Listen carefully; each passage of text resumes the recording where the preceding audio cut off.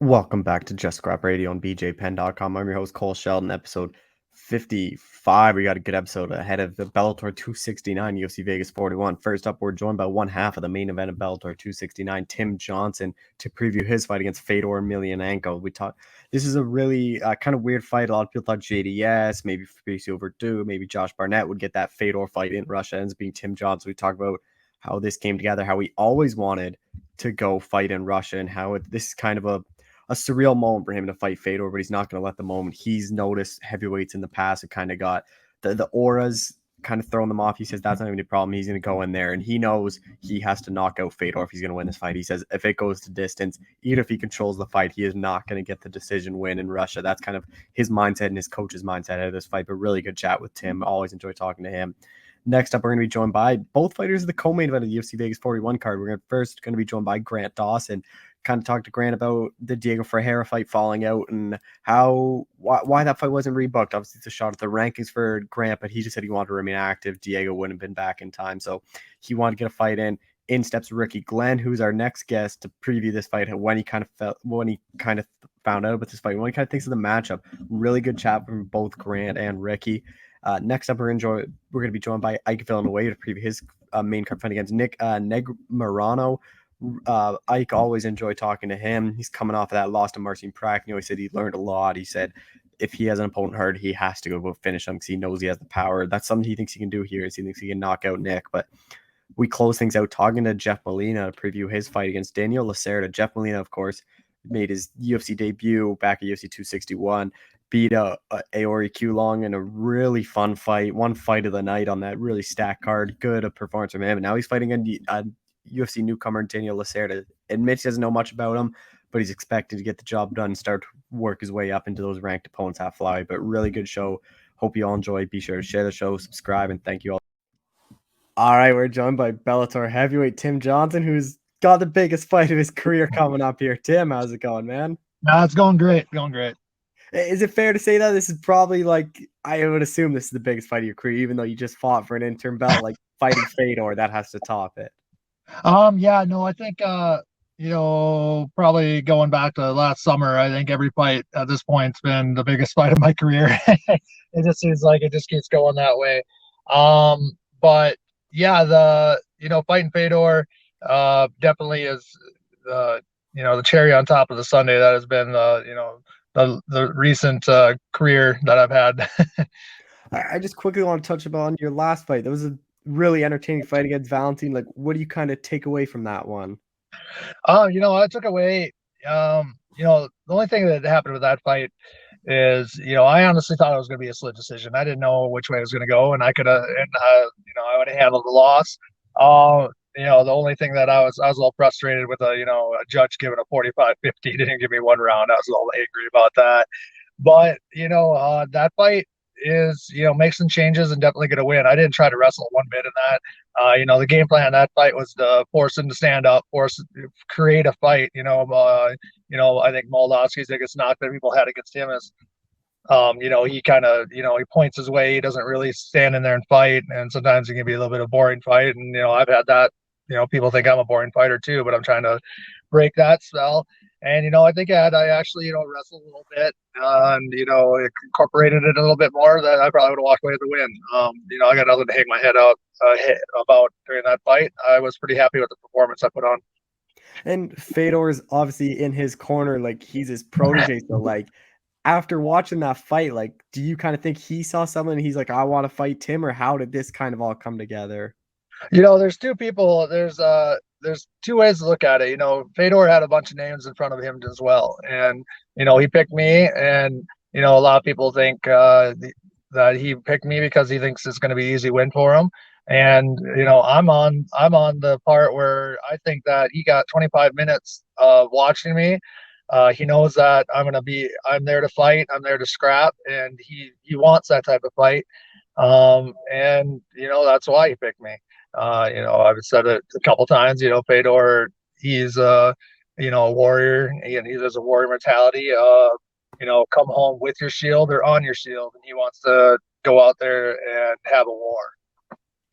And when this fight was announced, you saw it, there was a lot of just backlash on you, which I don't get why it's on you. Like all you did was sign the contract. It's not like you were like, oh no, I'm gonna fight Fedor. Like I think it was because like they saw names like JDS, like Verdum, like Josh Barnett throwing their name out there. So like after seeing this, like I'm sure this is probably a big moment for you to get this fight and seeing all the backlash. Like what was that kind of week to like 2 week span like? It. I'm used to that. He probably wasn't. I'm used to people. People put me. They like me just fine as long as if I stay in that group, that box of just being a medium, a middle of the road fighter. And now that I'm trying to claw my way out of that box, I'm starting to see a little more hate from people, and that's fine by me. People are going off of the way I used to fight back in my UFC days, where I just kind of grind out fights and trying to trying not to lose a fight rather than win a fight. That's not who I am anymore. And this is I'm gonna go out there and try to put on a show. I understand, they had 2 months of thinking about all these dream fights to make up. People were throwing Lesnar in there. Well, why the heck would Lesnar come in? There's just all the kinds of scenarios. So when they saw Tim Johnson, like, oh man, who's this bum? And I'm like, oh, I'll go show you who this bum is, I guess. And then it's not even just fighting Fedor, you're fighting Fedor in Russia. So what's that like to have it go into Russia to fight him? It's kind of a long running joke that I have with me and my team. If I don't win by submission or knockout, I'm probably not going to win, no matter how the fight plays out. Be it in Russia, I'm probably not going to win a decision there. But it's two birds with one stone for me. I've always, my whole life, but the one country I've always wanted to go visit is Russia, and people always looked at me weird. And now I get to go. I get to pay to go. I get to fight in Russia and get to see the country and the city of Moscow, and I can't wait. Are you going to stay there a bit after the fight to explore? Or is it back home to the States right after? Back home to the States right after. I'll be out there a week, so I should be able to get plenty of sightseeing. But I'll be getting back to actually flying back to Minnesota instead of Las Vegas to get the tail end of harvest done. That's actually what I want to touch on, because I remember when we were talking before your fight with Valentine, like you had to get time off of the army for them to let you train, like, and then having a fight like 4 months later, you have to go back and basically say, I need more time off again. No, now this time I'm going back to go work in the field for it's harvest time right now, so I got to go throw down some fertilizer so I can get ready for next spring. Is the army, are you on a break right then? I'm just in the National Guard, so I will be in Minnesota the weekend before my fight doing my monthly drill. So I will leave Camp Ripley and go to Moscow. This fight against Fedor, like you kind of mentioned it, like how much pressure are you kind of putting on yourself to get the finish? Because this could be it might be Fedor's retirement fight. It's definitely Fedor's last fight in Russia. Like it's hard to see him losing a decision. And I'm just going out the mentality he's going to knock me out or I'm going to knock him out, and that's just the way I'm going into this fight. I don't want to be in there for 15 minutes. I don't want to go in there. I want to go out. I don't want to try to run around and outpoint or tire him out or whatever kind of game plan. I want to go put on a fight, and if I lose, I lose. I'll let the cards will lay. I still got plenty of opportunities in front of me, I think. But yeah, I'm gonna go out and leave it out all in the cage, just like he is. Like I said, this is gonna be his retirement fight. He's gonna be coming out with everything he has, and it's not going to be just a run-of-the-mill fight for him. He's going to be put all these years of fighting. It's going to be very fresh in his mind, and he's going to want to he's going to want to go out with a win. And with Fedor too, like I've talked to people like after they fought him, and they always say like they get thrown off when they get in there about that like aura and kind of mystique of being in there, and it kind of throws them off the game. Like, how do you kind of deal with that? How do you kind of deal with that? I don't know. I haven't thought about that aspect of it. I'm used to being an underdog, used to kind of, fans and all that. I don't really wrap my head into too much of that. I have fought in Brazil against Brazilians, so I guess I kind of had that in the repertoire. I'll just try to, just focus is like whatever. When his music and walkout comes on, I'll zone out and talk to my coaches. Is it still surreal to say you're fighting Fedor to people? Yeah, we probably won't actually technically hit me until I'm on the flight over to Russia. Right now, I'm training, doing the thing that I do, the best thing I could do to win the fight. Haven't really put a lot of thought process into the fight itself yet. You mentioned you're just kind of looking to finish on like a knockout or submission. Do you kind of think the knockout's kind of more likely, or would because Fedor's a tough guy on the ground to submit? Yeah, no, I mean, if we're going to look for the easier route, it's definitely good. It would be a knockout, but I don't even think a knockout's going to be an easy route. Um, a lot of people think his chin's gone just because that what happened to Bader and Mitrione, and a lot of people were saying that about me too because I got I got limped draft league by a jab. Sometimes that shit just happens. I think he's got plenty of fight left in him. Your career in Bellator is still kind of like so crazy. You just started off on that losing streak. You go on this tear. You fight for a title. Like after that fight against Minikov, like would you have thought like what 2 years later you're fighting Fedor and after just fighting for a belt in Bellator?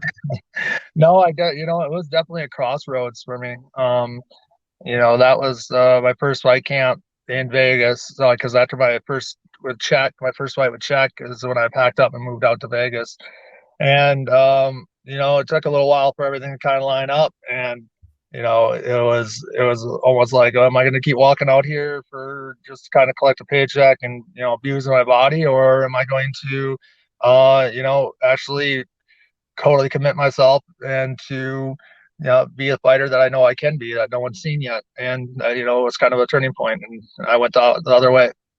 Well, what kind of has changed so much since you went to Vegas? It's just the partners that you have. They keep you honest. I was able to get away with a lot of mistakes. I had a great team, great coaches up there in Fargo, but when the training partners aren't quite up to the same par, you get a lot of bad habits.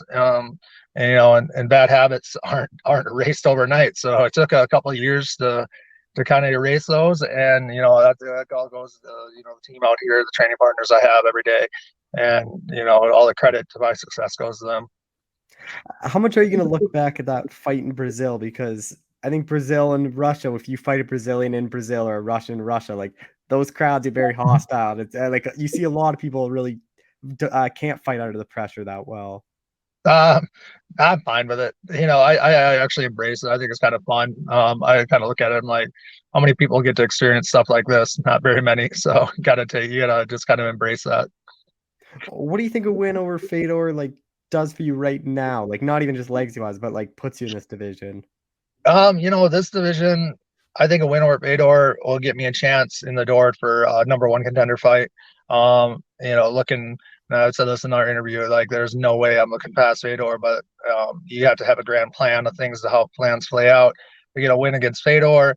I don't know, maybe me and Czech three for for the winner against Bader and Moldavsky. Maybe we fight in February. And like I said, I don't know. It's none of my business. No one really knows that, Minakov and Bellator have been going back and forth for a couple of years now, and now he's fighting again in Moscow. Glad to see that. And, maybe I get a rematch with him in February. And those are just kind of a couple options. Maybe fight for, the number one contender spot. Who is going out to Russia with you? It's going to be my coach, Nate Pettit, coach from out here in the stream, and two coaches from back in my Academy Combat Arts in Fargo, Dylan Slicer, and then my coach I haven't brought along, hasn't come along a couple times, Joe Troutier. I promised him many years ago if I ever fought in Russia that I'd bring him along. And then like just build off that other question, like for your own like legacy and career, like to go down once you retire to see you have like a win over Fedor, like what would that mean for you? Because like he's considered like arguably the best heavyweight of all time. That's just add it to the resume. That's kind of what I'm next 2 years, 3 years into my career here, I'm trying to make my own, history and something I can look back on. And this is going to be part of it. Uh, just last thing, you kind of mentioned February. Is that kind of the time frame you're looking at? Like this will be the last fight of this year and just kind of see what Bellator does with the heavyweight division? Yeah, well, I mean, just kind of doing the math here. Bader wins the semifinals. That's coming up here pretty soon. I forgot what the date is on that. I think it's a week before your card. Yeah, I think so too. And so you're looking at the finals. The light heavyweight will probably be maybe December or it'll probably be January for the finals of that. And then, whatever happens there, like they won't be fighting until, April-ish, somewhere around there. So get our fight all the way for the number one contender, then they fight. And I'm just kind of doing math. And I'd like to have a fight in February because I do have a 3-week military school I have to do in March. Well, Tim, I appreciate the time as always. Thanks so much for doing this. Yep, no, absolutely. All right, we're joined by UFC lightweight Grant Dawson, who's returning a bit later than he was supposed to. Grant, how's it going, man? Great. Thank you so much for having me on the show again. Yeah, no problem. I just want to start off. You're obviously supposed to fight Diego Ferreira. When we're doing this, it would be tomorrow. You're supposed to fight him. Like, when you found out he was out, like, how disappointing was that? Because that was your first guy you're supposed to fight in the rankings. Yeah, disappointed for sure. I understand injuries happen, and I understand, he's got to do what's best for his health and his family, and I don't have any ill will towards that. But it was very disappointing for me. I'm in this sport to be a world champion, or everything that I've done has been a waste of my time. So getting that shot to be able to, jump to the next level, maybe start talking about top 10 guys, top 5 guys, world titles, and now I'm a step back. It's frustrating for sure. We're moving past it. I just want to fight. We got to fight against a tough opponent. And I do believe that me and Diego will meet in the future. He said that he's going to be ready to go in December. And if he doesn't have an opponent already by the time me and Rick fight, I will be stepping up to fight him again. Something I just want to quickly touch on, like, did you ask the UFC to stay on that October 2nd card, or like even just postpone the Diego fight, or is it just like whenever you can get me in? So we originally asked to keep the opponent and move to November 13th. Diego said that he would be ready November 13th, or somebody said he would be ready November 13th. I don't know if it was Diego. Turns out the injury is too severe. He can't do November 13th. So he can do December. I can't wait until December. I need to be active. I want to get 3 fights in this year, and I've only got 1 so far. So we said, cool, put me back on October. And they said, there's an opening October 23rd against Rick Glenn. Would that interest you? And we said yes. And Ricky Glenn, like, was this someone you had your eye on, or is it just the guy that stepped up to fight you? I watch more film than any UFC fighter on the roster currently. I'm not just a fighter. I'm such a fan of the sport. I knew who Rick Glenn was. I thought we were going to end up fighting each other at 145 pounds. I moved up. He moved up. So it just makes sense. I've known who he was for a very long time. I've watched him for a very long time. So getting a familiar face was I think almost better. I know he's tough. I know what he's going to come in and do. He's not some young kid off the street that is going to come in and just try to blow my head off. I think that he's got experience. He's got a little name to him. It's not the name we wanted, but it's the name we got, and we're doing it. I literally just talked to him like an hour ago, and something he brought up is he said he thinks it's going to be hard for you to prepare for him, or any fighter prepare for him, just because he hasn't fought in 3 years. You don't know what he's like. And then his last fight, it's like that one punch out in 30 seconds. Like, so how hard is it to prepare? Because you don't really know how he's looked after 3 years or what he's kind of improved on. Yeah, man. There's not a whole lot of guys in the division that's going to change how I fight. I'm going to get in his face, and I'm going to take him down, and I'm going to beat him up for 15 minutes or until he gives up. I get what he's saying. He's coming off of a knockout. I'm also coming off of a knockout. That doesn't mean that me and him both got ridiculous knockout power now. He caught someone. I caught someone. Every other fight he's had in the UFC has been a decision. Most of them split decisions. I think that he's tough. I think that he's durable. I just think that I'm better everywhere. I know you're a guy that really likes to go into the tapes, but like, how far back do you look? Because like, other than his most recent fight, it was 2018, and again, like, you don't really know like if that's the same fighter at all from 3 years ago. Because even like yourself, like, you're a completely different fighter than what you were 3 years ago. Yeah, there's things that you really can't change that I'm looking for. I look for what your natural stance is and which arm you guillotine with. And that's pretty much, what I look at. Obviously, I study and I study and I study. I don't think he'll come out orthodox out of nowhere, and I don't think that he's not really a big guillotine guy. So other than those two weapons, I really don't see how it's going to matter. I got to watch out for his straight cross, but we're preparing for that. And you know, he can say that nobody can prepare for him. What is he doing that the rest of us aren't doing? What training over at Rufus Sport is he doing that I don't see every single day? Like, oh, he's got a straight right, he hits hard. Everybody has a straight right, and everybody hits hard, or straight left, whichever it is. Everybody hits hard. Cool. Like, all right, see how that works when I put you on your back.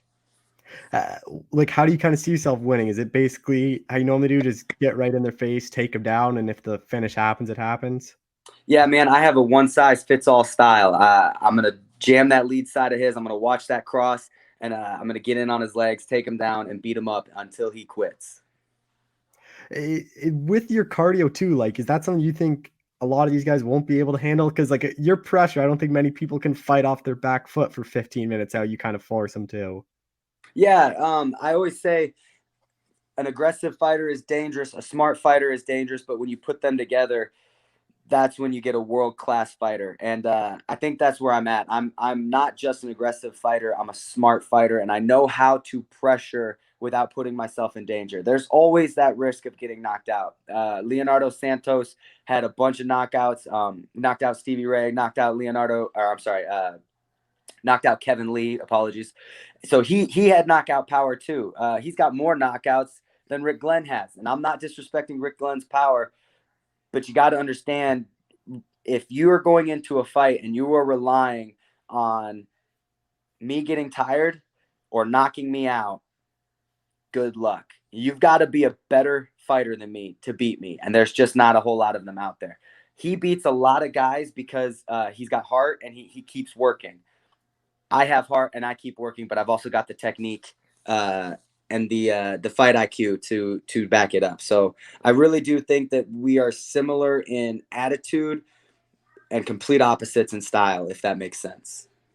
I know you guys were both featherweights moving up, but like even just seeing you guys like on the TV inside the octagon, it seems like you've kind of got bigger at 55. Like, do you think you'll have a size advantage in there? Yeah, I think people confuse height with size a lot of times, or weight with strength, and I don't think that's super accurate. I'm guessing we'll come in. I'll be probably 5 pounds heavier than him at most. Maybe he'll be a little bit. That's not important to me. I think that once I get him down and he feels how strong I am, it's really not going to matter. I fought a lot of lanky dudes. I fought Julian Erosa, Mike Trezano. I've seen his style before. I've seen the tall, lanky striker. Everybody's got the same stupid game plan when they fight me. Stay on the outside. Don't let him take you down. Knock him out. Good luck, bro. I've had like 27 fights in my pro and amateur career. They've all had the same game plan, and very, very few of them have ever succeeded. How much has training camp or the guys you're working with changed, if at all, from Diego to Ricky? Because I think you had like, what, 4 or 5 weeks from the opponent change? Yeah, so we got about 4 weeks. I'm having my training partner stand southpaw, and we're focusing a little less on the jiu-jitsu aspect and a little more on being able to get them down and be awkward. I'm going with some more awkward guys. I feel like Rick's a little awkward on the ground. He's a little awkward striking. He's got kind of his own style. And so I'm just trying to confuse my brain as much as possible with these styles without getting injured. So I don't think there's too much that we have to change. I think all of my main training partners beat him. So, if I can hang with them, I can hang with him. What's it like too in the gym? Because you have Jeff Molina on your card, you have like Tim Elliott, Julian Marquez, like a bunch of you guys are all kind of fighting like a 2-week span. Yeah, we've had this done before where we all fought back to back, like 8 weeks in a row. And that was my last fight when I fought Santos. So like James would be in for a couple of days and then out for a couple of days, and then in for a couple of days and out for a couple of days. And so that, I think that really helped with this go around. So I'm used to him being gone. He's gone for tomorrow. Mike Breeden is fighting. And then next week he's got Tim. And then the week after that, he's got Julian. And then the week after that, he's got me and Jeff. And I've fought on cards with teammates before. When I fought Trezano, I had teammates on the card before. I had Megan Anderson and Zach Cummings on the card as well. It's nothing new to me, man. None of this is new to me. There's nothing Rick is going to bring out that's going to shake me. There's nothing that the situation is going to bring out that's going to shake me. It's all good. He shows up on time, on weight, and ready to fight. I'll be there. You get your hand raised here. Like, is the plan just to call out Diego again, just get that one rebooked? Yeah, man. Diego is definitely next. I believe it makes sense to me. If he's booked, I'm down for somebody else in the top 15. But whatever progresses my career, and as long as I get to fight in December again, I'm not really super picky. Yeah, I think it has to be a ranked guy though for you next if you win this one. You would think so, especially if I come out with a finish, which is a goal of mine, obviously always. But Rick has never been finished in the UFC. And even the good guys that have beat him have.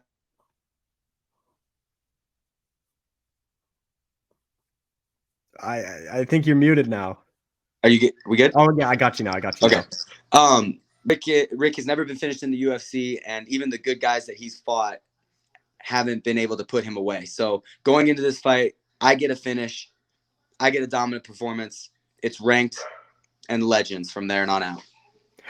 Just a couple more things. I know you called out Clay Guida. Were you a bit disappointed you didn't get that matchup, or was it kind of better that you were kind of matched up with Diego after that anyways? Man, I'm here. There's guys that I want to fight that I know I'm probably never going to be able to fight. Clay Guida is one of them because I'm a fan of Clay Guida. I've grown when I was in high school. He fought Diego Sanchez for that awesome, back and forth fight. So fighting those types of guys is really, really on my bucket list. If I get ranked after this fight, there's no way I'll ever be able to fight Clay Guida. There isn't, So if they said, "Hey, do you want to take a step back, fight Clay Guida, and then get ranked?" I would say yes because, I want to fight those legends and I want to put a couple of those guys away, just for me. I don't need to do any of this for anybody else. The belt's still going to be there. I'm young. I just gained more experience. That's definitely something I would love to still do. I don't think I will get that fight, especially since he's coming off of a loss to Marco Madison. But there's other legends that I have in mind, Tony Ferguson being one of them. I genuinely do not like Tony Ferguson, and I would love to use my elbows to put an Xbox logo on his forehead. How come you don't like Tony Ferguson? He's like a guy I think that are just kind of universally liked by a lot of people. Why? All he does is talk crap. All he does is he talks shit on fighters. He talks shit on reporters. Like, he's the most annoying and backwards dude. And he's a bully. He talks about Beneil Dariush and then goes up and shakes his hand. He talks about Dana White. He talks about and none of his stuff. He says Khabib is running from him. This dude, you getting me on one right now. This dude is on a 3-fight losing streak, 2 of which he got out wrestled by jiu-jitsu guys. And he's over here saying that Khabib doesn't want to fight because he's scared of him. Yeah, I guess you got a point. What do you like?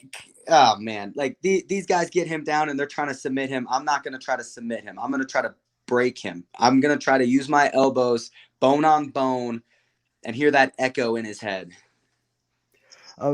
Just a few more things too, like December, are you hoping pay-per-view back in front of fans, or like even just one of the fight nights at the Apex are good enough for you? I want to stay off pay-per-view, man. I love the idea of being on a pay-per-view, big show. That's going to come. I want to be on as many fight nights as I can because it's easier to win bonuses, less big names. That's actually true. Most fighters always be like, "Oh, I want to be on the pay-per-views," but then they kind of get buried on the early prelims, and like not many people really watch those. You also have to remember that more people are going to watch the fight nights because they're free. Yeah. Like, I get that MMA isn't a draw sport anymore. It's a sport. Nobody watches football because, oh man, I got to tune in for this game because this is our rival. Like, nobody cares anymore. You just watch football if you're a football fan. So now it comes down to, yes, these are big fights, blah, blah, blah. The eyes are going to be the same because you have to pay for one. They're bigger fights, sure.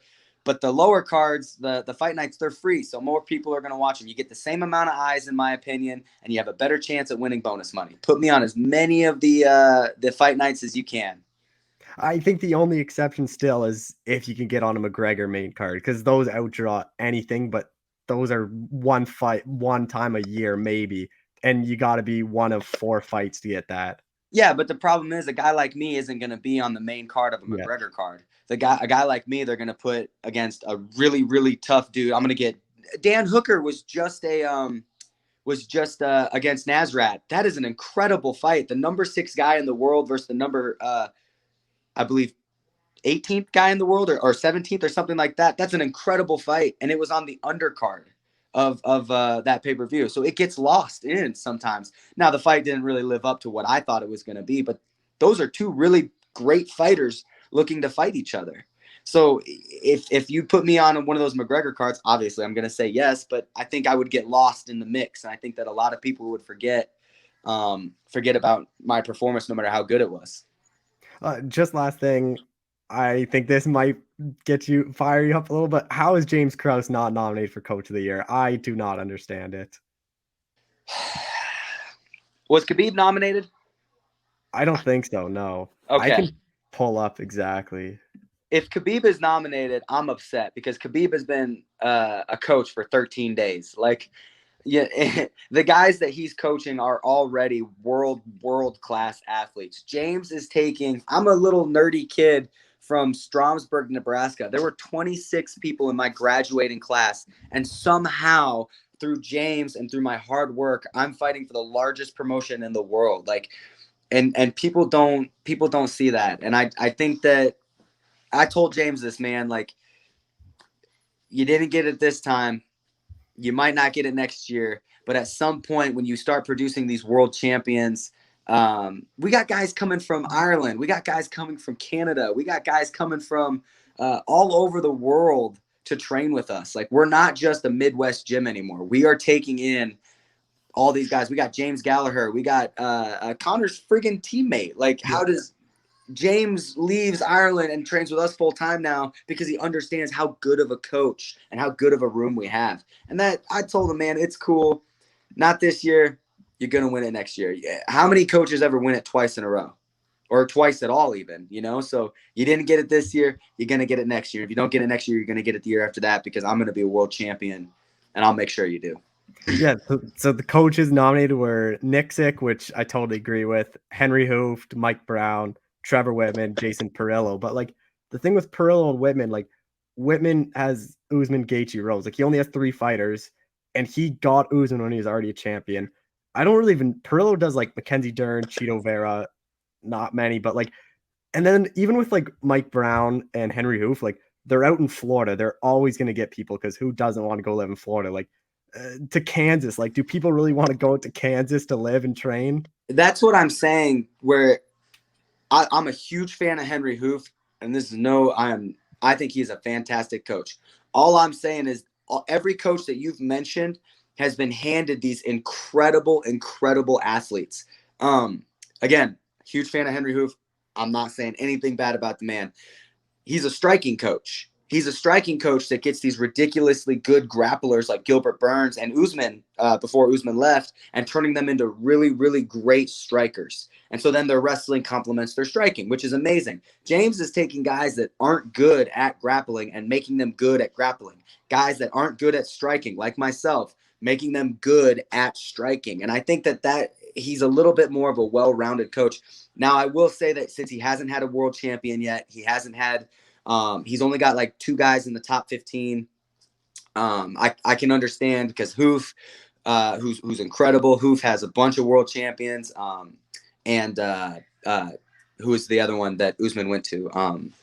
Trevor Whitman. Trevor Whitman, thank you. Trevor Whitman, he may only have 3 guys, but all of them have been champions. So that's pretty – he's batting 100 right now. So I get it. And I do think that Henry will win. And it hasn't been announced yet, right? Like, no. Who wins? Yeah, I think Henry will win.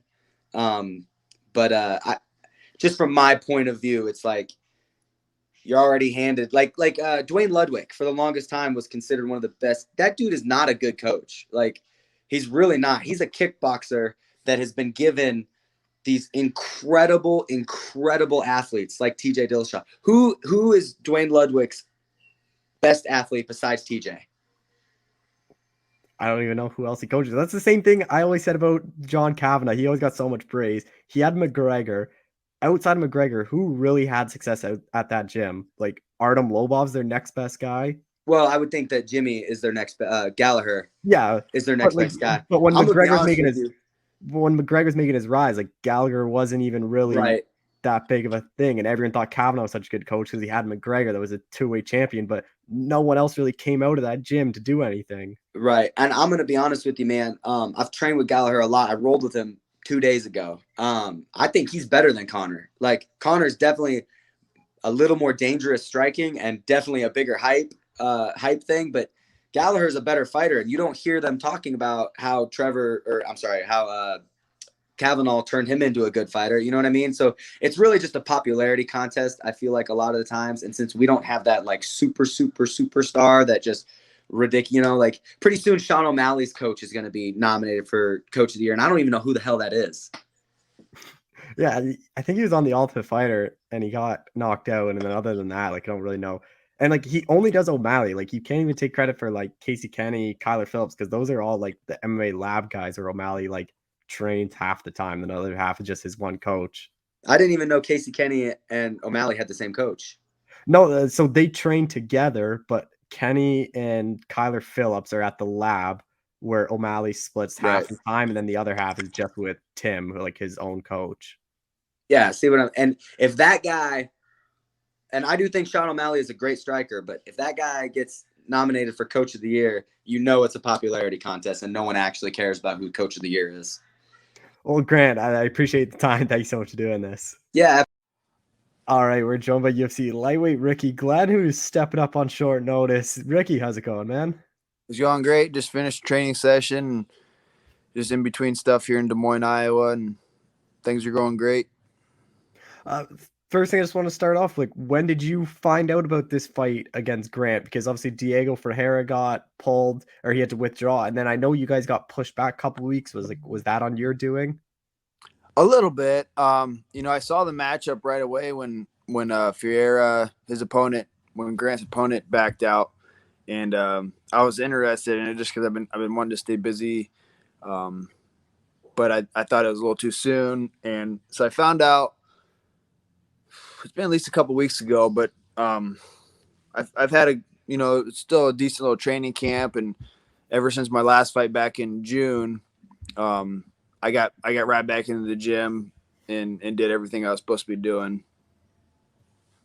Are you surprised the UFC didn't turn you around quicker, just because like that was your first fight in like over and around like almost 3 years, and you finish them in 37 seconds? Like I thought they would have tried to get you right back in there to kind of build off some of that hype. Yeah, that's what I was expecting them to get me back in there, like by the end of the summer, I thought. And I told them I'm looking to stay busy and just I've been ready, and just didn't happen. But luckily I got a matchup now.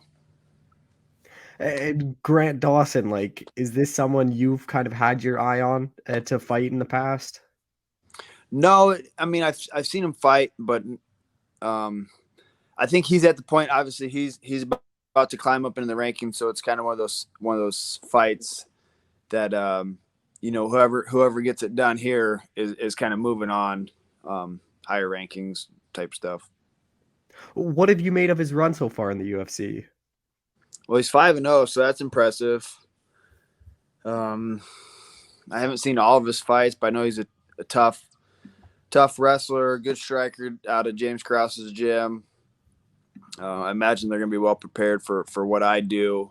Luckily, they haven't seen much footage from my last fight. I didn't even get hit and ended in 37 seconds. So there's a few things that they probably saw from that, but I've improved even since my last fight, and I'm ready for anything that he's bringing to the table.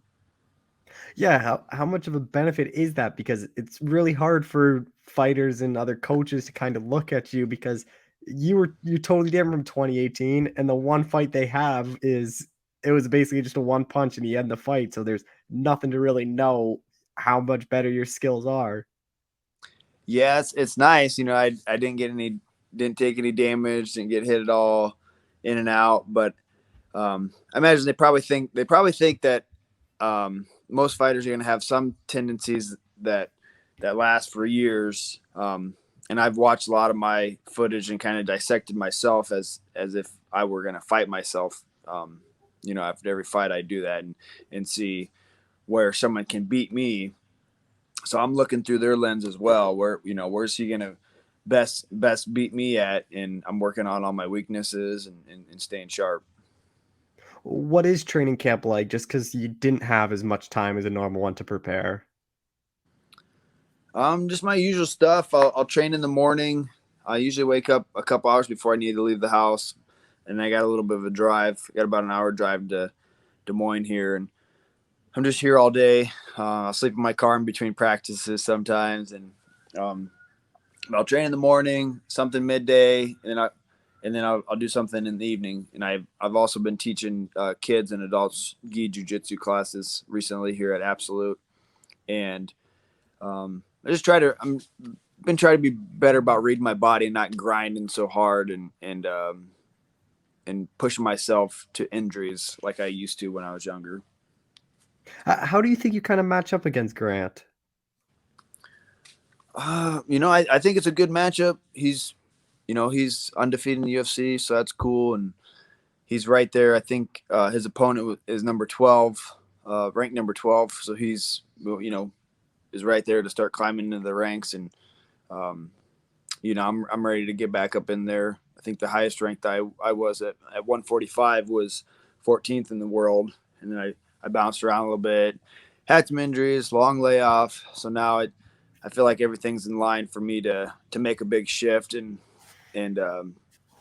showcase my skills and show the world in the UFC what I'm capable of. You guys are both former featherweights that moved up. So, do you think the size will be pretty similar then?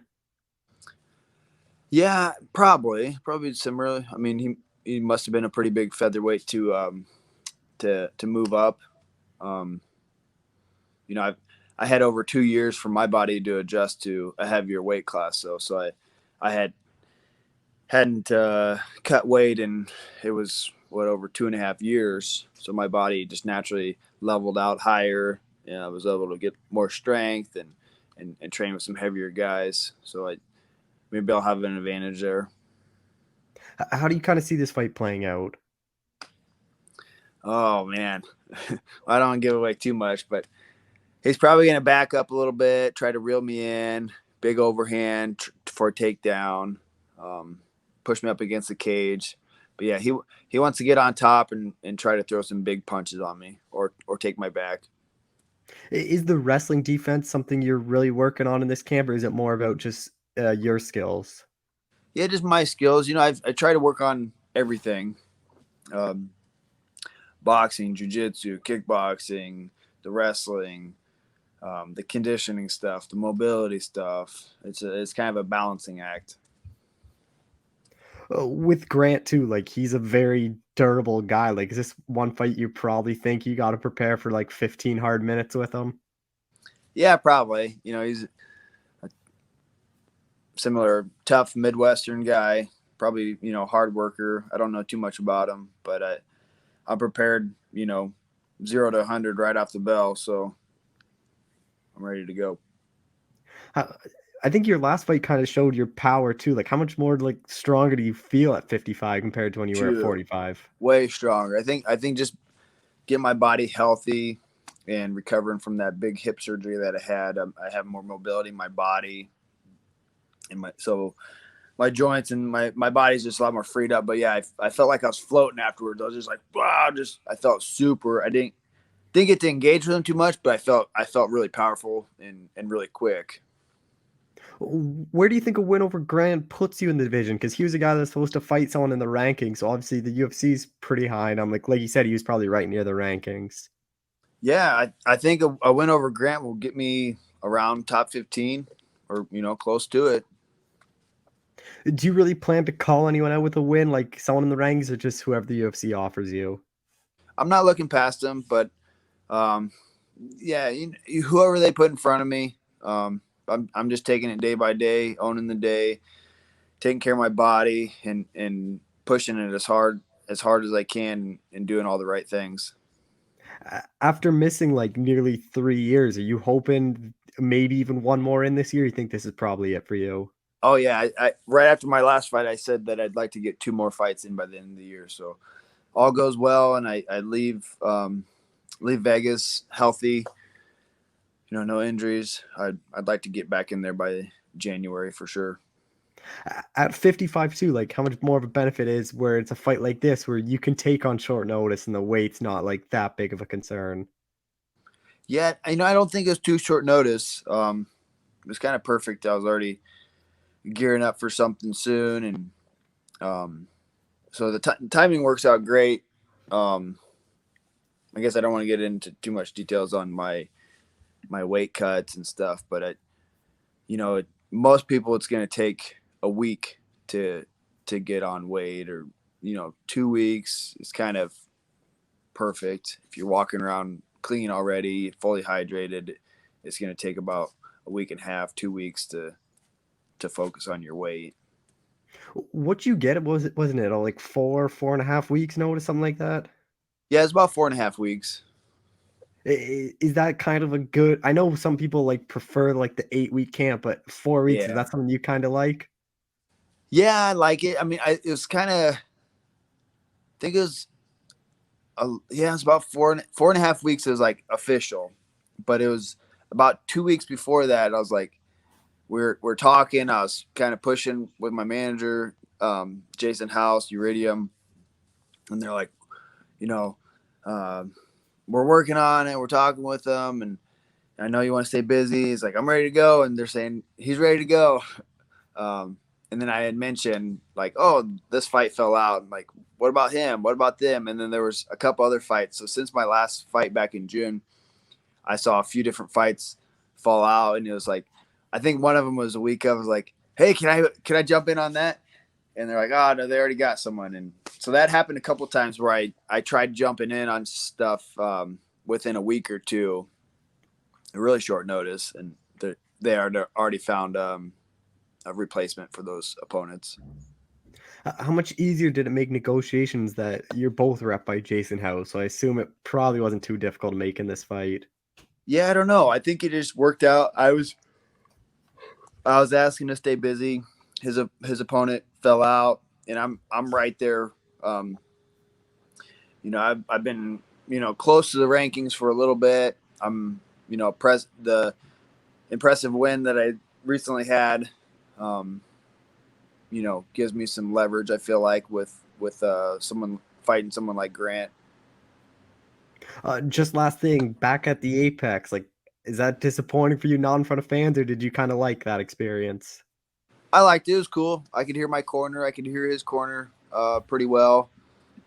I know the last show was at T-Mobile Arena, right? Yeah. So I think that was sold out. So that'd be cool. Someday get back into a packed arena would be nice. But I do like the intimacy of the Apex Center. It's cool. All right, well, Ricky, I appreciate the time. Thank you so much for doing this. Yeah, thanks, man.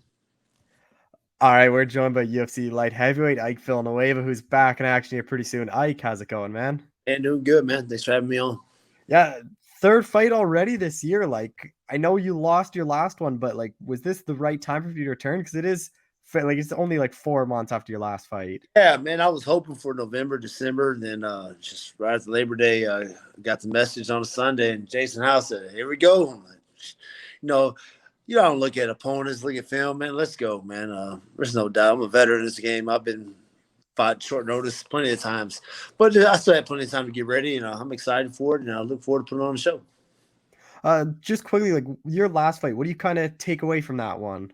Man, I let him off the hook, man. He was done in the first, man. I just didn't have that. I should have finished him, man. I didn't unload like I should have. It's part of the fight game. You understand? You don't take away the positives and what you do to fix it. You didn't get involved as a fighter, man. I had him hurt, and I should have went for the shot and got him down and got him out of there.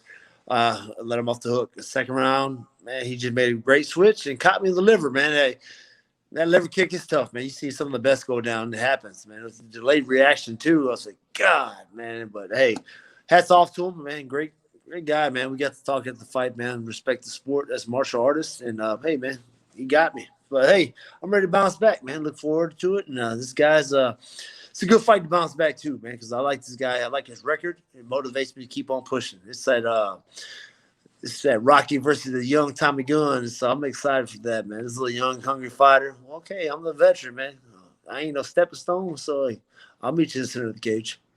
Yeah, that's kind of what I want to touch on, because Nick's a guy, like, he fought in the UFC, lost his debut, then he took 2 years off, then he ends up winning his last fights. Like, how much do you know about him? Yeah, there's not much out there. I mean, you can see. I mean, he comes forward, got a strong overhand. He's predictable. You see what's coming. I mean, but like I said, he has a lot of. You read the stories about him grabbing the fence and stuff like that, and he got some little dirty ways. But hey, it's my job to get there and put on a show, man. Like I said, I don't think he's fighting anybody like me that can make it an ugly fight. I mean, his first fight he lost, you see that guy really took it to him and made it ugly for him. He takes a beating in this fight, so like his face, you'll see him, and he gets touched up and he gets pretty black and blue quick. So it's my job to really put my hands in his face and make it ugly, man. So hey, I gotta be ready all around for this fight, man. And we're really pushing it. Coach Pineda, Coach Krubal Perez, and Chico Young. Hey, man, we're killing it, man. I had to go get me a good strength trainer down here at Olin with Dr. Lou, and really pushing me to push my gas tank so I can get that finish. How do you kind of see yourself winning this fight? Because when you win, like, most of the time you find that knockout shot. Yeah, I just got to be patient. I can't rush it. If you rush in with this guy, he's going to look for that body lock and look to get you down. So, man, I really got to be patient, man, because he wants me to come in there and make it easy night for him. Nah, I got to frustrate him, get in his head a little bit and make it. But I will capitalize. I will find that right hand, just being patient and really making it a fight, man. It's like I said, with UFC, man, it's a chess match. You really got to be patient. You on there rushing it. You've seen this weekend. There's a lot of guys that rock guys early, and they jumped on them, and it didn't happen. They gassed out, man. The first fight, then the Moraes fight, I think that was the last of the prelims. Man, he gassed out. He had his guy hurt, and he just gassed out. It happens. So I really got to be patient and let it come, man. But I see myself getting him with the hands. I think my hand speeds could be a little bit too much for him. But, hey, it's UFC, man. I look forward to seeing what else he has. That patient approach, like, how much does that help? Like, because that's something you kind of know as you get, like, more experience. You're obviously the veteran in this fight. Like, do you think that's something that he might not really know, where maybe he hurts you and he might kind of do that same thing and gas himself? Yeah, because, man, I've been there down the road plenty of times. You got to imagine, we're in the UFC for a reason. We're there. So you think you're just going to rock us and we're going to fold and go down? Nah, man, we're coming back. You got to be ready for the check hook. And, man, I got one of the best check hooks in the game. So I look forward, hey, man, it's a chess match. But I like this. This fight I'm a little motivated, a little hungry for. Hey, it's all part of the game, man. Let's get to work, bro. He has a bit of a reach advantage on you. I think it's like 4 or 5 inches. Like, how do you kind of deal with that in the fight? Got to get inside, double, triple jabs, man, move, feint, keep them guessing. I mean, because like I said, I've been boxing for years, so, man, ain't nothing new. My training partners have longer reaches. I see it every day. So, man, even the guys I fought, Ray was bigger than me. Last guy had longer reach, so ain't nothing new. It's how you use it. You can have a great reach, but can you use it? Can you throw your jab? Can you throw doubles and triples? We'll see. Daniel Pineda, like, how important has he been throughout this entire time? Because he has such a great mind for the sport. Yeah, man, this fight camp, I've kind of been pushing towards him and letting him take control, letting him do things this camp because, he knows his guy. He's Romanian. So his style is that Sambo style. He wants that body lock. He wants to come in, throw the overhand, and catch me flat-footed, lock me up. And, man, he's been kicking my ass in the gym just with my training partners, going 6-minute rounds, really trying to push my cardio, and just wants me to get in that ugly mindset already. I mean, you do it in the gym. As long as you get your ass whooped in the gym, hey, the fight's easier. So get your ass whooped now in the fight and make it look easy. So that's the thing about it. I'm very thankful for all my training partners that really pushed me because they want me to win this fight, man. It's a motivating fight, and I'm glad I have my whole team back me up. You keep saying, like, this is a motivating fight. Like, what is this for? Like, do you think it's, like, kind of do or die, or do you think you're just trying to get back in the win column? No, it's just because I look at this. My thing is, I'm the vet. This is a young guy that's 10-1. He has a lot of hype. You like that as a fighter. You want fights like this. This is what motivates you. You don't want no guy that's okay. On 3-fight losing streak. This is a hungry fight, man. You want to get hungry? Go beat these little young kids, these newcomers coming up, and that's what I like. And probably took it. Oh man, he's an old dog. He had a couple losses, so they probably think, I'm nobody. So hey man, we're gonna find out, man. October 23rd, man. You fighting not fighting a little chihuahua, man. You fighting a pit in there. I'm ready to eat. All right, were you a bit disappointed they didn't put you on either of the Houston pay-per-view cards because you kind of missed them just by a bit? Yeah, man, I was down, man. But hey, if I would took care of business, I think I would have got on there, man. I was like, man, that was my goal to really try to push, but it didn't happen. And that's my dream, to fight on these cards, man. Just experience that crowd, man. That's what I want, have a lot of fans. But I had one sponsor, man. I told him not to do it, man. He went and bought tickets to this fight for the VIP experience to the Apex. I'm like, man, that's love, man. When guys can really do that, because UFC, they charge like $2,000 a ticket. Yeah. I'm like, dude. But hey, man, anybody that does that, man, that's a loyal fan that just wants to experience that with me, and glad to have fans in attendance. But man, yeah, I felt a little upset, but hey, it's part of the game, man. One day, man, I'll enjoy this crowd, man. I just got to take care of business, and hey, man, so I can be here for that. With the Apex being the smaller octagon, like how much are you kind of drilling about not letting your back hit the fence? Because that's kind of what he wants, is kind of just be able to clinch you along the fence. Yeah, you got to, man, like the gym, man, we got to kind of roped off and kind of, drill like the same size as the cage, but you got to keep moving. This is, man, it's a chess match. Like I said, you got to know where you're at all times. You better move. When you're moving, you better throw, because you ain't throwing, they're going to keep coming. So, like I said, with 4-ounce gloves, man, only so much you can take. So, man, I'm going to throw these bombs, and it's coming, man. It's going to be an entertaining fight. I ain't going to let the crowd down. And like I said, man, don't get up during this fight, because this fight's going to be a hell of a fight, man. I'm here to make it an ugly fight. I'm not here to go to the decision. Every fight I go, I'm trying to finish. And I look forward to really putting on a show with this fight. You get your hand raised here. Like, where do you think that kind of puts you in the division? Man, puts me right back into the mix, man. Shit. There's a lot of guys out there that I can be fighting, man. There's no names out there, but I'm just looking to keep on pushing. Hey, man, just keep on feeding me whoever you want, man. I don't say no to nobody.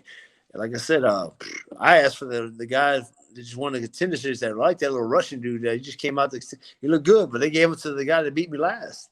So that's a fight I'd like to fight down the road, man. I like entertaining fights. A guy just going to take me down, hold me down. Nah, man, let's go entertain the crowd, man. Give these crowd pleasing fight, man. Let's do that, man. Because, like I said, there's certain fighters that do that, but that's boring, man. Let's entertain. But it's part of MMA, man, part of the game. So you got to do what you got to do. But we'll see what goes next. You get your hand raised here. Like, do you plan to call anyone out, or is it just whoever the UFC offers you? And as long as like you think it's going to be an exciting fight, you'll take it. Exactly, man. If I take care of business, I'm telling UFC, put me on a pay-per-view card. Let me enjoy the crowd, man. Shit, McMahon or Jason House, man. Give UFC Houston, man. Next time y'all come here, man, I want to be in the crowd. I want to be fighting. I don't want to be sitting in my seat, man.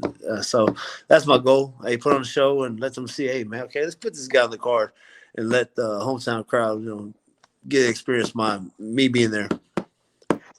Just last thing, you've already had 3 fights this year come this one, which is a good year for most people, but are you hoping you get one more in, you get your hand raised here? You think this is probably it for this year? Nah, man, this is probably it for the year. I got a lot of things I got to do on back of my end, man. I got kids and my boys. Right now we're number 2 in the state in football right now, so we got a state championship we're getting ready for, man. I'm about to make a strong run. My daughters, they got fall softball, man, a lot of stuff. So I got daddy duties on my end I got to take care of. I wish I can get back in there for another one. I was hoping to do it like in August and December, but nah, man, the way it's planned out, man, hey, daddy duties first, man. I know it's my job, but I still got to, hey, my kids are my life. I guess that works out pretty well, too. So then you can spend like Thanksgiving and Christmas with the kids as well. Yeah, no doubt. Yeah, that's life too, man. So, that's stuff I got to do back in with work and stuff. Hey, but next year I plan to get 3 to 4 fights in. And, hey, as long as I'm healthy, I have no problem fighting. So I look forward to it. Well, Ike, I appreciate the time as always. Thank you so much for doing this. Thank you, brother. All right, we're joined by UFC Flyweight Jeff Molina, who's finally back in action again. Jeff, how's it going, man? Yeah, let's go. I'm good, man. I'm good. How are you doing? I'm doing well.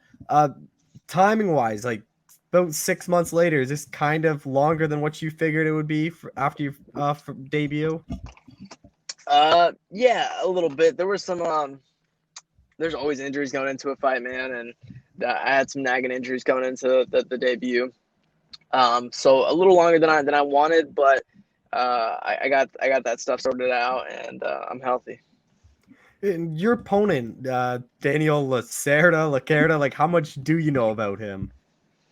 To be honest, not much, man. I feel like the research that we needed to be done is done. I don't watch a ton of film on my opponents. I watch a lot of film in general, but not too much of my opponents. Enough to kind of get the gist, and then I'll let my coaches handle the rest. But I think he fought the day before he got signed, or a day or two before he got signed. So I got to watch his last fight, and then I watched his fight second to last, I guess. And we took what we needed to get from it, and enough research has been done. How much are you looking back at your last fight? Because it's a very similar situation, like a guy that not well known to a lot of the North American audience, and like one you kind of had to do a lot of digging to find stuff on. Yeah, Daniel was a little easier to find film on. Fuck, I forgot how you pronounce his name. I don't want to butcher Corey it. But Lang, something like that. Yes. I'll let you butcher it. Dude, like it was impossible to find film on him. Like you had to like type it into like Chinese or Mandarin to even find his last fight. But luckily, we found it like a week or two before the fight. But this one's a little easier. As far as Daniel, like he's similar to Archie Long, and the fact that he's just super aggressive. I feel like my last two opponents have been that way. Jacob Silva was shorter, a little fire hydrant, 5'4" for Contender Series. Excuse me, but threw big hooks and big overhands. My last opponent, Archie Long, was throwing big hooks and big overhands at me, and I feel like this guy's finally my size and is going to be throwing big hooks and big overhands at me, and he's pretty aggressive, and I like that, man. How much does James Krause help with that? Because he breaks down fighters, I think, better than anyone does. Yeah, man, he helps a ton. The dude is a wizard. He's good at he's great at what he does, man. In my opinion, he should have been in contention for Coach of the Year, but that's a different discussion. Yeah, he's super valuable and helpful in that sense, man. The way he breaks down fights, I love watching fights with him. I'm huge on film, dude. Like if I'm not training, I'm usually watching fights. There's not much I do in between, especially in camp. So you can learn from other people's successes and mistakes while watching film, and that's the good part about film. Like you're not taking any brain damage and learning from other people's mistakes and successes. So James is the best at that, and he helps a ton. Your opponent, like just basically what I've noticed is a lot of the finishes are early in that first round. So is this a fight like you and James are kind of thinking like, let's get out of that first round, see what he's like in his second and third round? No, not really, man. I feel like my last performance wasn't really a directive of what like I'm capable of.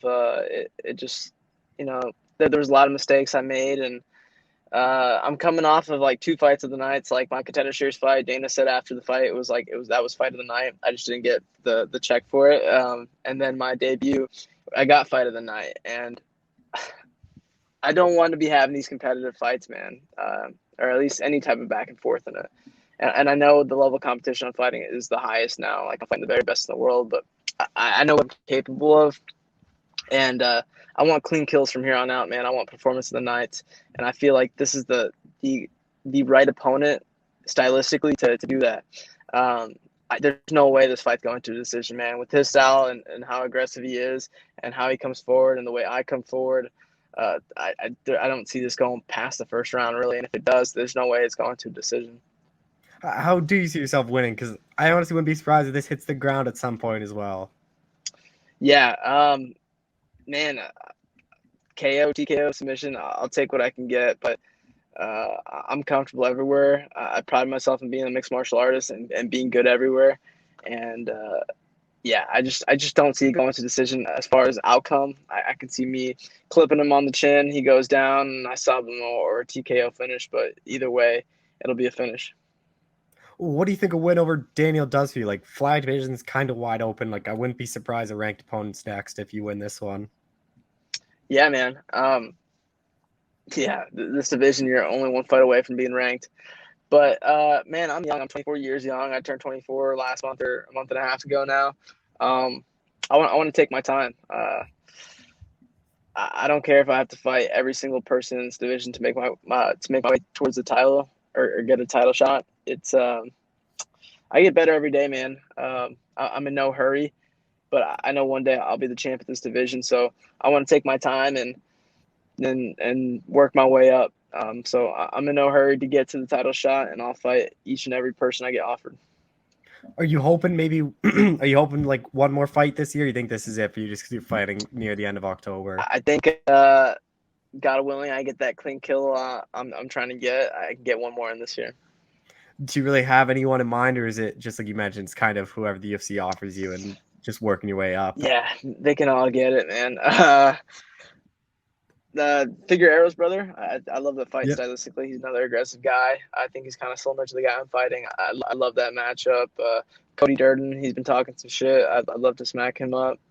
Yeah, really, I'll fight anybody, man. I let my manager and coach handle that. If like I tell James this all the time, like if you say yes, I say yes. Like don't even ask me like if I like the matchup or not. Like sign for me. I have full faith in my coach and my manager, so whatever they say goes.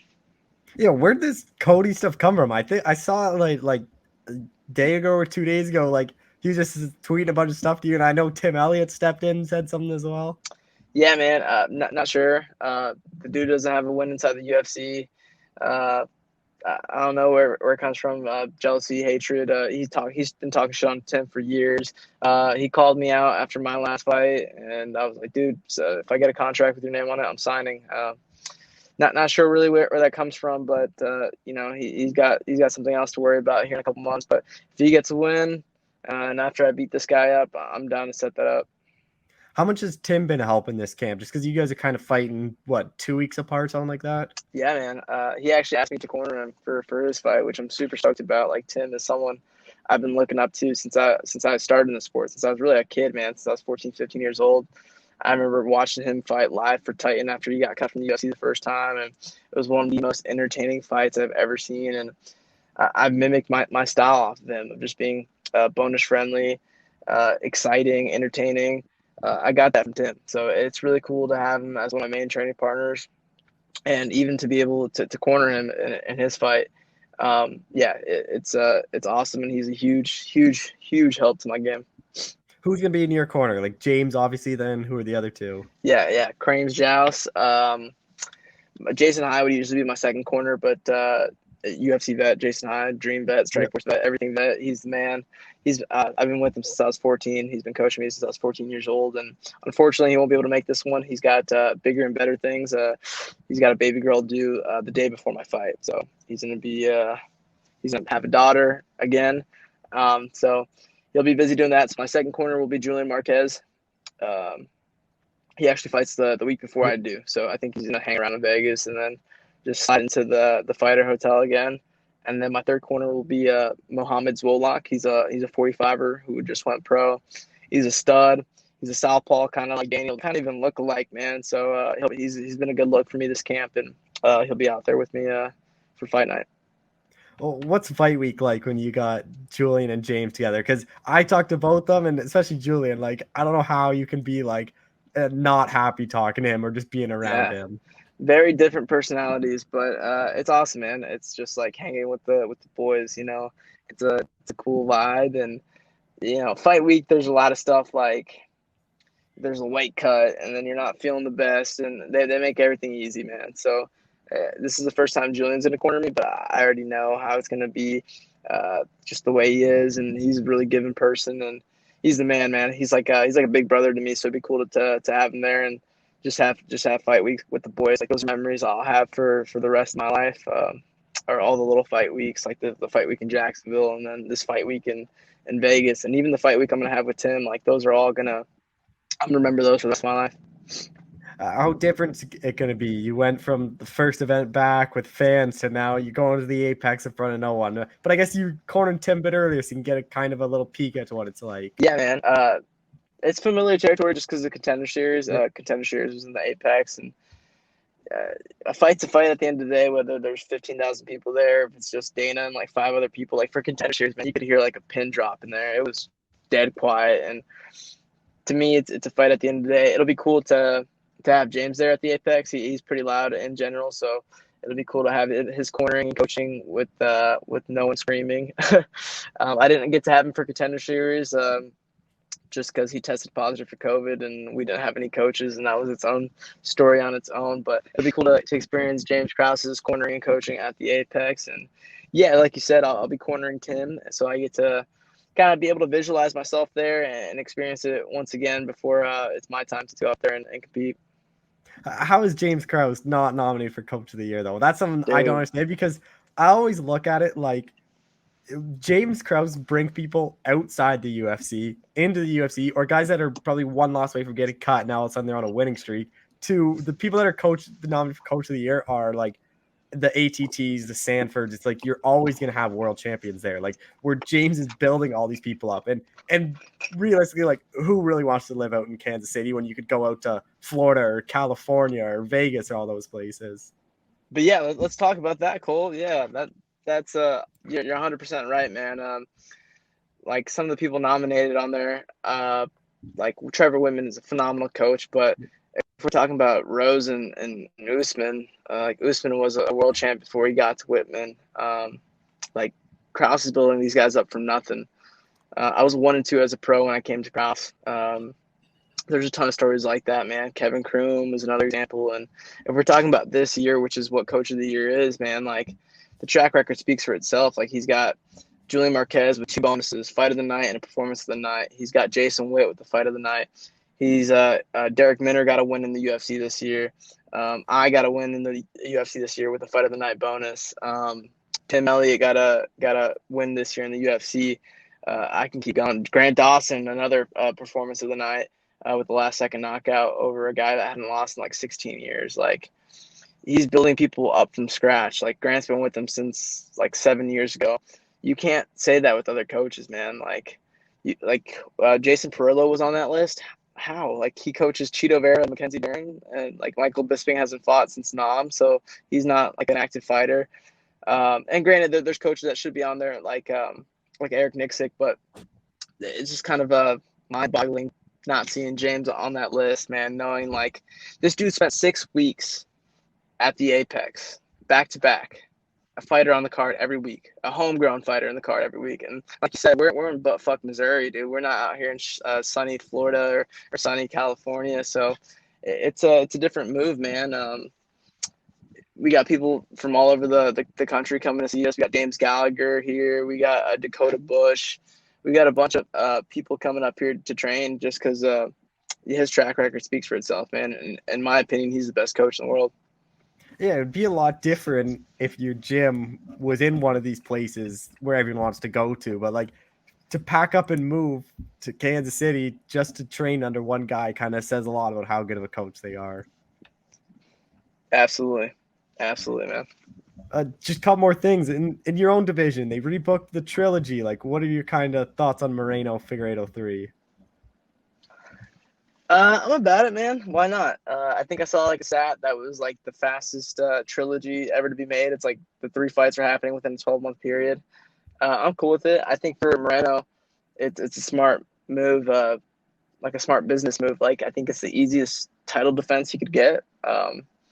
As far as like fighting Askarov or Pantoja, I think those are harder fights for him than Figgy, especially just having beaten him the way he did in the last fight. Like that's a mental thing. Like I just dominated this dude, made it almost look easy in the last go around. So I think that's the easiest way for him to get a title defense and a 6-figure payday. Just last thing, Cody Garbrandt's also dropping down. Like, how do you think he's gonna fare at flyweight? Dude, that is so cool. Like I would love to fight that guy in the future. Like the fact that he's come down to flyweight to the division I've been fighting in since I was 15 years old, and now, you know, I'm a colleague or a coworker, whatever you want to call it. And like it's possible that one day I could fight that dude. Like that's pretty cool, man. He's gonna bring eyes to the division. He's got the look with the, you know, all tatted up, and he's got the name being a former champ. So I think they'll do nothing but good things for the flyweights, and I hope he does well, man. He's got Kai Kara France in front of him. I think stylistically, it's a tough matchup, man. Kai cracks hard, and I think if Cody can avoid the car crashes and the slugfest that is like just natural to him, he can get it done. And it might sound crazy, but I actually think he might actually do better at flyweight because, like, when he fought on like 227, the rematch with Dillashaw, like California releases like the fight night weight. He weighed less than both Cejudo and Johnson, who were fighting in the flyweight title fight the fight before. Yeah, So, man, like, I remember he's seeing not that a as well. big Cole. dude. He's not. Yeah. Yeah, he might. You know, there's a lot of variables with that. It's like, how does that speed transfer over to flyweights? Is the speed not much of a factor because of you know, we're small people, so we're used to seeing that speed. Like, that was one of his big advantages at 35, is that he was super fast. We've seen it before with like Edson Barbosa. Like, he came down to 45. He's no longer one of the fastest guys. Like, he's fast. Don't get me wrong. The dude's a freak athlete, but Giga was his hands were way faster than Barbosa's. So I wonder if that's going to be a factor with Cody, because that was one of his big, you know, big attributes, was like the dude's super quick with his hands. So, you know, we'll see how that plays out. But yeah, I think he'll do better at 25. You know, we don't hit as hard as the 35ers, but Kai's one of those guys that might hit harder than a 35er, might hit like a 45 or so. We'll see, man. All right, well, Jeff, I appreciate your time as always. Thank you so much for doing this. Yeah, for sure, brother. Thanks for having me. Yeah, have a good